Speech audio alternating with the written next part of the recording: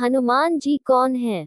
पार्वती जी ने शंकर जी से कहा, भगवान अपने इस भक्त को कैलाश आने से रोक दीजिए, वरना किसी दिन मैं इसे अग्नि में भस्म कर दूंगी। यह जब भी आता है मैं बहुत असहज हो जाती हूँ। ये बात मुझे बिल्कुल भी पसंद नहीं है। आप इसे समझा दीजिए, ये कैलाश में प्रवेश न करें। शिवजी जानते थे कि पार्वती सिर्फ उनके वरदान की मर्यादा रखने के लिए रावण को कुछ नहीं कहती है, अन्यथा वह चुपचाप उठकर बाहर आकर देखते हैं। रावण नंदी को परेशान कर रहा है। शिवजी को देखते ही वह हाथ जोड़कर प्रणाम करने लगता है। प्रणाम महादेव। आओ दशानन, कैसे आना हुआ? मैं तो बस आपके दर्शन करने के लिए आ गया था महादेव। आखिर महादेव ने उसे समझाना शुरू किया, देखो रावण, तुम्हारा यहाँ आना पार्वती को बिल्कुल भी पसंद नहीं है, इसलिए तुम यहाँ मत आया करो। महादेव, यह आप कह रहे हैं? आप ही ने तो मुझे किसी भी समय आपके दर्शन के लिए कैलाश पर्वत पर आने का वरदान दिया है, और अब आप ही अपने वरदान को वापस ले रहे हैं। ऐसी बात नहीं है रावण, लेकिन तुम्हारे क्रियाकलापों से पार्वती परेशान रहती है, और किसी दिन उसने तुम्हें श्राप दे दिया तो मैं भी कुछ नहीं कर पाऊंगा, इसलिए बेहतर यही है कि तुम यहाँ पर न आओ। फिर आपका वरदान तो मिथ्या हो गया महादेव।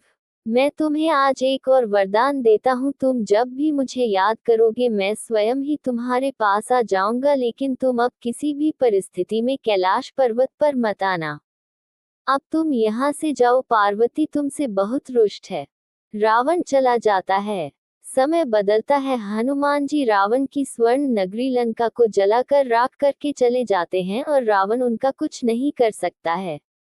वह सोचते सोचते परेशान हो जाता है कि आखिर उस हनुमान में इतनी शक्ति आई कहाँ से। परेशान होकर वह महल में ही स्थित शिव मंदिर में जाकर शिवजी की प्रार्थना आरंभ करता है। उसकी प्रार्थना से शिव प्रसन्न होकर प्रकट होते हैं। रावण अभिभूत होकर उनके चरणों में गिर पड़ता है। कहो दशानन, कैसे हो? शिवजी पूछते हैं। आप अंतर्यामी हैं महादेव, सब कुछ जानते हैं प्रभु।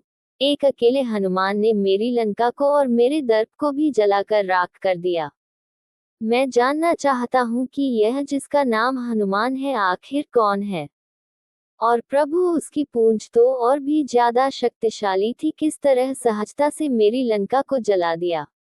मुझे बताए कि यह हनुमान कौन है।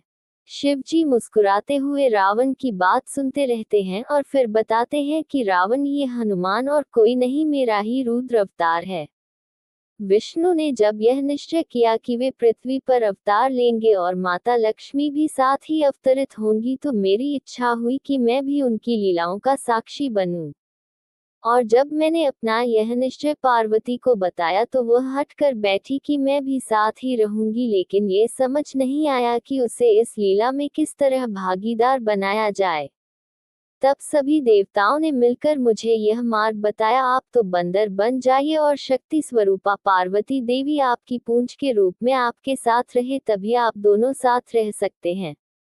और उसी अनुरूप मैंने हनुमान के रूप में जन्म लेकर राम जी की सेवा का व्रत रख लिया, और शक्ति रूपा पार्वती ने पूंछ के रूप में और उसी सेवा के फल स्वरूप तुम्हारी लंका का दहन किया। अब सुनो रावण, तुम्हारे उद्धार का समय आ गया है। अतः श्री राम के हाथों तुम्हारा उद्धार होगा। मेरा परामर्श है कि तुम युद्ध के लिए सबसे अंत में प्रस्तुत होना, जिससे कि तुम्हारा समस्त राक्षस परिवार भगवान श्री राम के हाथों से मोक्ष को प्राप्त करे और तुम सभी का उद्धार हो जाए। रावण को सारी परिस्थिति का ज्ञान होता है, और उस अनुरूप वह युद्ध की तैयारी करता है और अपने पूरे परिवार को राम जी के समक्ष युद्ध के लिए पहले भेजता है, और सबसे अंत में स्वयं मोक्ष को प्राप्त होता है।